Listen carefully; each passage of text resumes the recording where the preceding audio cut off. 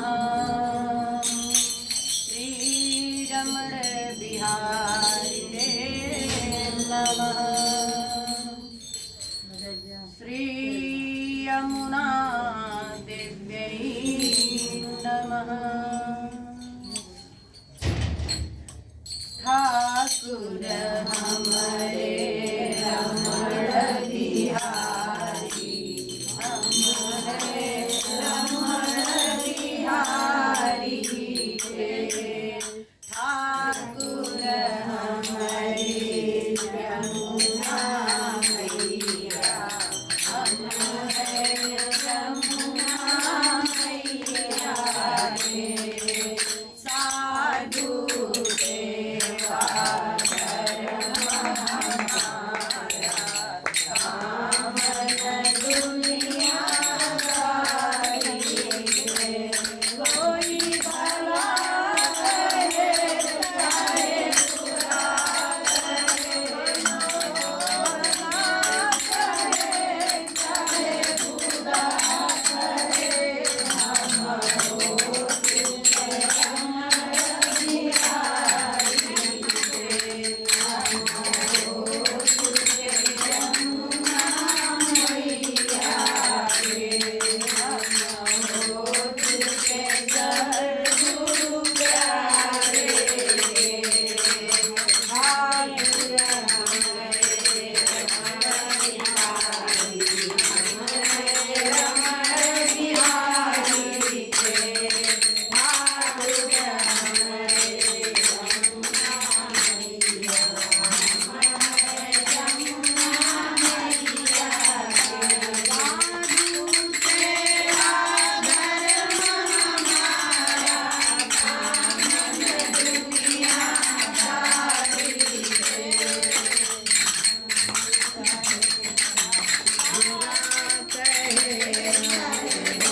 तुझे रमण बिहारी के। हम हो तुझे यमुना मैया के। हम हो तुझे सद्गुरु प्यारे के। ठाकुर हमारे रमण बिहारी, हमारे रमण बिहारी के। ठाकुर हमारे रमण बिहारी, हमारे रमण बिहारी के। गुरु चरण सरोज रज, निज मन मुकुर जुहारी।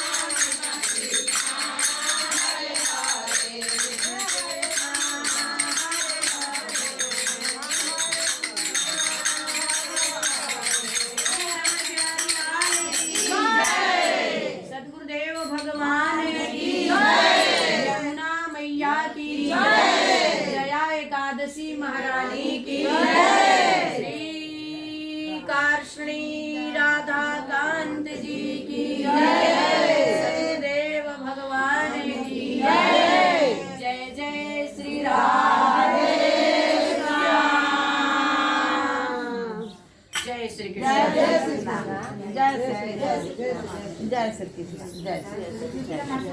जय श्री कृष्ण। आज जय श्री कृष्ण। बड़े ही सुंदर तिथि है और आज माता बहनें सभी आप लोग एकादशी व्रत करी हैं और आप लोग कथा सुनने आई हैं। इसलिए कार्ष्णी धाम में सद्गुरुदेव भगवान आप लोगों पर कृपा करें और इसी तरह आप एकादशी करती रहो, क्योंकि वो जीवन व्यर्थ है जो जीव एकादशी नहीं करता और ऐसे ही चला जाता है। तो आप परम दिव्य हो, आप लोग एकादशी कर लेती हैं, ये सबसे बड़ी बात है। आज की जो एकादशी है, माघ मास शुक्ल पक्ष में जो एकादशी महारानी का प्राकट्य है, उनका नाम, आज की एकादशी महारानी का नाम जया एकादशी है। बोलो जया एकादशी महारानी की जय। बोलो जय श्री कृष्ण। जय श्री कृष्ण। जय श्री। इसलिए आज जो आप लोगों ने व्रत किया है उनकी बड़ी महिमा है। जैसे माघ मास की सटतीला एकादशी करी, माघ मास की जो कृष्ण पक्ष की जो एकादशी आती है, अभी जो कृष्ण पक्ष में, इसी माह के कृष्ण पक्ष में जो आपने सटतीला की एकादशी, यही वार्ता भगवान श्री कृष्ण से धर्मराज युधिष्ठिर पूछ रहे हैं कि हे प्रभु, जैसे सारे एकादशियों के आप वर्णन करते हैं, आप थोड़ी सी कृपा करना दो स्वामी। ये माघ मास की शुक्ल पक्ष की जो एकादशी है, इसकी महिमा भी आप हमें बता दें, ताकि मैं व्रत माघ मास के शुक्ल पक्ष का भी कर सकूं। बोलो जय जय। भगवान श्री कृष्ण कह रहे हैं कि जैसे माघ मास के कृष्ण पक्ष में जो मैंने सटतीला की महिमा बताई, वैसे ही माघ मास के शुक्ल पक्ष में जो जया एकादशी है, उनका भी बहुत बड़ी महिमा। ऐसे सारे एकादशियों की बहुत बड़ी महिमा है, लेकिन थोड़ी थोड़ी नियम में परिवर्तन हो जाती है प्रत्येक एकादशी। बोलो जय जय। भगवान कथा सुना रहे हैं धर्मराज युधिष्ठिर को। साक्षात योगेश्वर भगवान श्री कृष्ण, आप कृष्ण कह लो, रमण बिहारी जी कह लो, अद्भुत नाम सदगुरुदेव भगवान के मुख से कार्ष्णी राधा कांत जी हैं यहाँ, तो बोलो कार्ष्णी राधा कांत जी की जय। तो अद्भुत कृपा है उनकी, उन्हीं से भगवान श्री कृष्ण से ही धर्मराज युधिष्ठिर प्रश्न कर रहे हैं कि कैसे किया जाना चाहिए माघ मास के शुक्ल पक्ष की एकादशी जो जया जी हैं। तो जया एकादशी के दिन ये कौन सी कथा सुननी चाहिए, किनकी कथा है ये? भगवान कह रहे हैं कि एक बार स्वर्ग लोक की कथा सुना रहा हूं। जैसे तुम मुझसे पूछ रहे हो, तो बड़ी प्रेम से मैं तुमको कथा सुना रहा हूं। इसलिए माता बहनों, आप लोग तो सखी भाव से, अष्ट सखी भाव से, गोपी भाव से यहाँ आती हैं, और हम भी आप लोगों में गोपी भाव का दर्शन करते हैं। बोलो जय श्री कृष्ण। तो जैसे भगवान कथा सुना रहे हैं, आप भी बड़े प्रेम से कथा सुनने आती हैं आश्रम में। भगवान श्री कृष्ण कह रहे हैं कि हे राजन, एक बार स्वर्ग लोक में देवराज इंद्र बड़े प्रसन्न भाव से विचरण कर रहे हैं अपने स्वर्ग लोक में। उनके साथ में उनके जो 3 प्रधान हैं गंधर्व, पुष्पदंत, चित्ररथ और माल्यवान, और ये तीनों उनके साथ में हैं। बोलो जय श्री कृष्ण। चित्ररथ का जो पुत्र है चित्रसेन,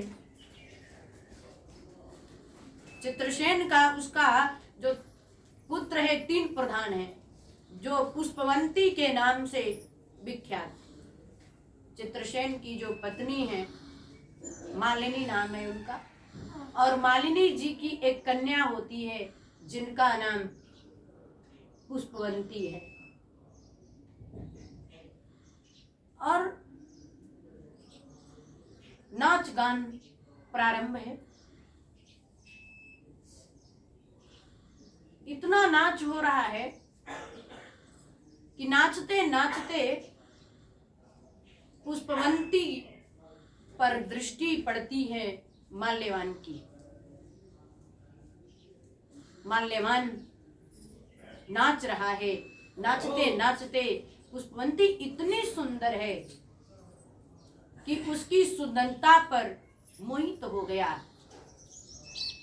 और नाच में बाधा उत्पन्न होने लगी, क्योंकि उसकी दृष्टि पुष्पवंती पर ही थी। अगर मान लो चित्तवृत्ति की बात है, यहाँ चित्त भटक गया, उसका मन में भ्रांति पैदा हो गई, उस रूप लावण्य पर मोहित हो गया माल्यवान। पुष्पवंती भी माल्यवान को देखकर मोहित हो गई, और दोनों जो नृत्य कर रहे थे, इतना सुंदर नृत्य चल रहा था वहां, लेकिन चित्त की वृत्ति भटक गई तो दोनों के नाच में कमी आने लगी। अब जो नृत्य कर रहे थे, पांव थिरक रहे थे, वो पांव लड़खड़ाने लगा। जो गान कर रहे थे वह स्वर भंग होने लगा। थोड़ी देर के बाद जब यह इनके कुकृत अपराध पर इंद्रदेव की दृष्टि पड़ी, इंद्रदेव ने जब यह हाल देखा कि दोनों गान से स्वर को भंग हो रहा है, दोनों अच्छे से गा नहीं रहे हैं, अच्छे से नृत्य नहीं कर रहे हैं, तो इंद्र ने श्राप कहने लगे कि तुमने मेरा बहुत भारी अपमान किया है, इस भारी अपमान का तुम्हें यही दंड दूंगा कि तुम दोनों पिशाच हो जाओ। बोलो जय श्री कृष्ण। देखो, कहीं भी कथा हो, प्रवचन हो, शुभ कार्य हो, तो अपना मन, अपना चित्त बिल्कुल प्रसन्न हो करके, और जिस कार्य में आप लगे हो, कथा अगर सुन रहे हो तो कथा में ध्यान होना चाहिए।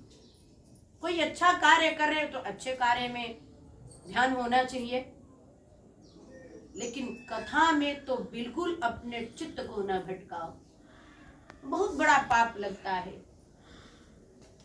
और इसको कंट्रोल करने के लिए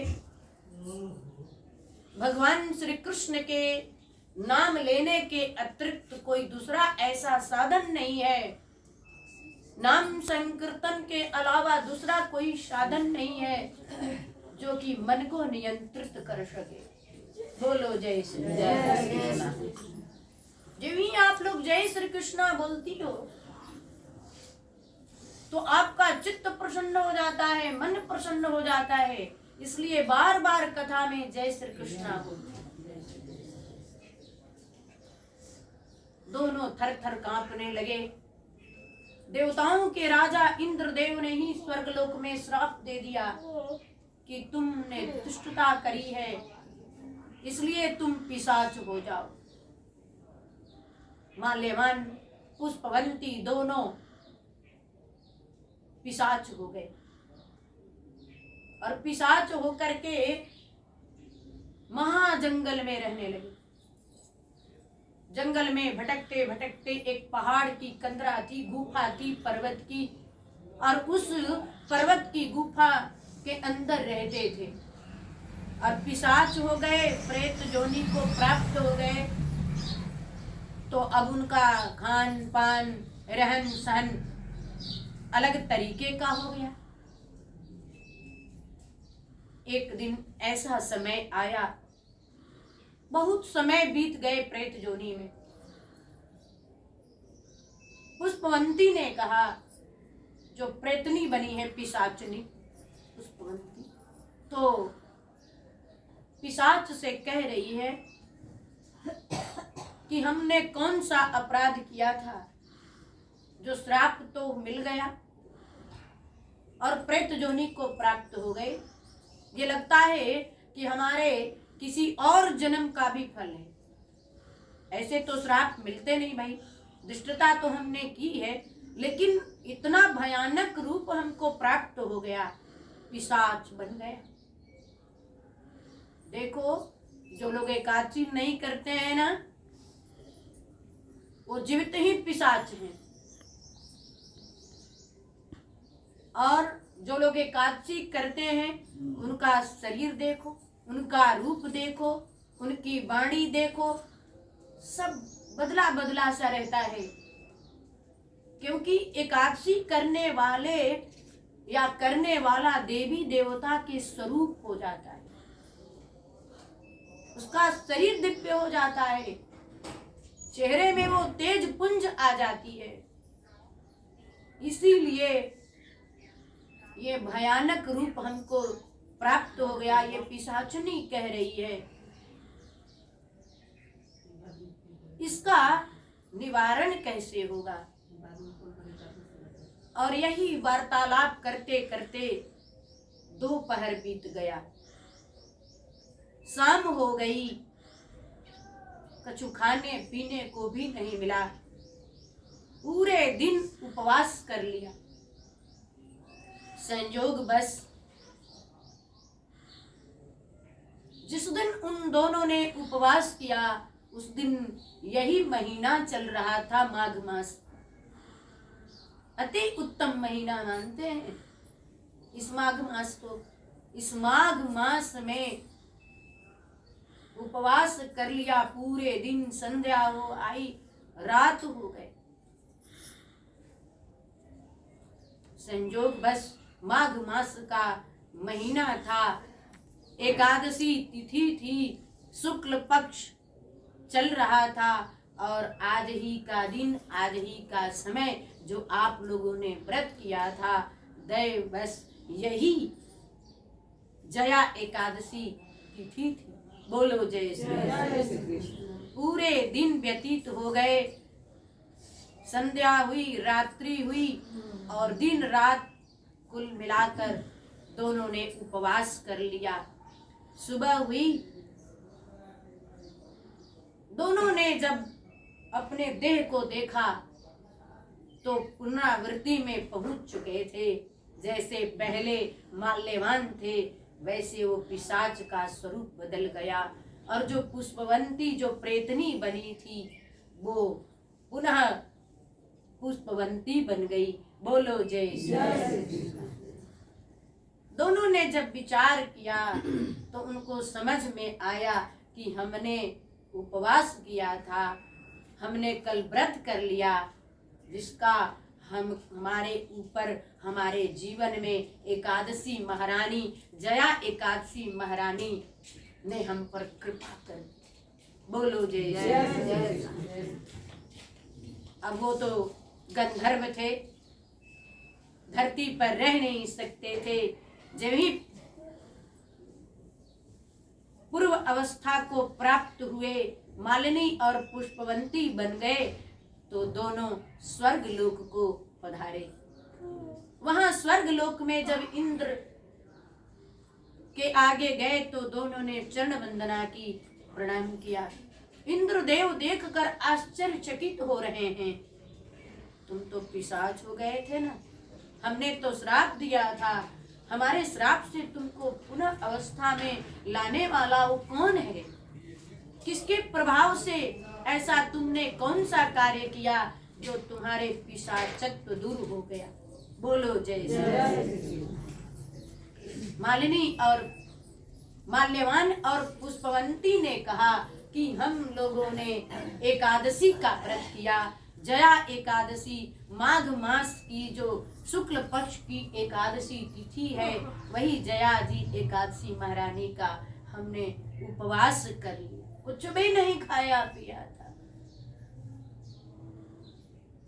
इंद्रदेव भी प्रसन्न हो गए और पुनः वो दरबार में फिर से नाच गान करने लगे। उनका काम ही था इंद्रदेव के आगे नाचना, क्योंकि स्वर्ग लोक में गंधर्व नाच गान करते अपने राजा के।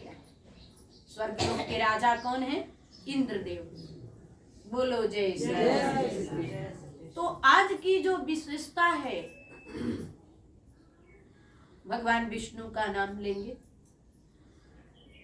और भगवान विष्णु और जया एकादशी के कृपा से बड़े बड़े प्रेत जोनी छूट जाते हैं, पितरों को शांति मिलती है और पितृ दोष भी मिटने लगता है एकादशी व्रत करने से। इसलिए आज के दिन फल इत्यादि लेकर रहना चाहिए, जलपान कर सकती हैं। जो माता बहनें 24 एकादशी करती हैं, कभी कभी पुरुषोत्तम मास भी लग जाता है तो 26 हो जाती है, उनको या एकादशी के दिन फलाहारी नमक आता है, सेंधा नमक, उसमें आप फलाहार बना करके पा सकती हैं। आज के परिवेश में एकादशी, बहुत सारे लोग कहते हैं कि एकादशी कम उम्र वाले को नहीं करना चाहिए। करना चाहिए, एकादशी करने का कोई उम्र ही नहीं है। बोलो जय जय। सदैव एकादशी, जब तक जियो, जब तक जन्म से लेकर जब तक एकादशी। 5 बरस की अवस्था से लेकर कहीं कहीं 8 बरस तक का भी वर्णन है शास्त्रों में। तो इसलिए 8 वर्ष की आयु से लेकर आप जीवन पर्यंत, जब तक ये शरीर चले तब तक एकादशी कर सकती हो। और जो लोग एकादशी नहीं रह पाते हैं अपने घरों में, उनको आज चावल नहीं पाना चाहिए, रोटी पाना चाहिए। आप लोग रोटी ही बनाओ, चावल बनाओ ही नहीं तो लोग कैसे पाएंगे? घर की अन्नपूर्णा तो आप ही लोग हो। तो इसलिए एकादशी नियम पूर्वक करना चाहिए। जिन माता बहन कोई एकादशी नहीं रहा जाता है, वो सेंधा नमक, या जिनको रहा जाता है, जो रहती हैं वो भी, जो 24 करती हैं वो भी, जो 5, 7, 8 जो करती हो, जितना बन सके आप लोग करती हो। तो बहुत लोग रोग से पीड़ित होते हैं, तो दोष युक्त नमक छोड़कर आप फलाहारी सेंधा नमक उपयोग कर सकती हैं। उससे आयोडीन शरीर में मिल जाता है, जिसको लेकर शरीर पर उतना प्रभाव नहीं पड़ता है। और एकादशी करने से शरीर पर तो दुष्प्रभाव पड़ेगा ही नहीं। आप उपवास रहकर नियम पूर्वक एकादशी व्रत करें, फलहार करें, जलपान करें तो उसका फल अवश्य प्राप्त होता है। रात्रि में जागरण करें, जब तक कथा चल रही है बात नहीं करें, और एकादशी महारानी के चल रहे कथा के एक एक अक्षर सुनना चाहिए, कथा छोड़नी नहीं चाहिए और ध्यान एकाग्र चित्त होकर के कथा सुनना चाहिए। भगवान श्री कृष्ण से इनका प्रादुर्भाव हुआ है एकादशी महारानी का, इसीलिए हरि संग इनकी पूजन होती। प्रत्येक एकादशी में भगवान और एकादशी दोनों की संग संग पूजन होती। भगवान श्री कृष्ण के कई नाम हैं,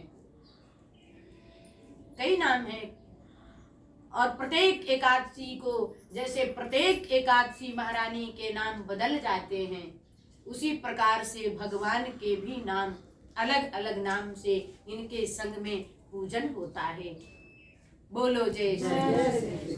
तो भगवान श्री कृष्ण के कई नाम हैं, कई स्वरूप हैं भगवान के, लेकिन भगवान तो एक ही हैं। बोलो जय श्री। इसीलिए कोई एकादशी में जैसे भगवान के अनंत नाम हैं, उसी प्रकार से एकादशी महारानी के भी कुल मिलाकर के 26 एकादशी हैं। 2 बढ़ जाती जब पुरुषोत्तम लगता, लेकिन 24 एकादशी के 26 एकादशी के जो अलग अलग नाम हैं, उनके भी भगवान श्री कृष्ण के अलग अलग नाम हैं। एकादशी महारानी एक ही है, नाम अलग अलग है, वैसे ही भगवान श्री कृष्ण एक ही हैं, उनके नाम अलग अलग हैं। बोलो जय श्री। आज के दिन कथा सुने, भागवत कथा सुने,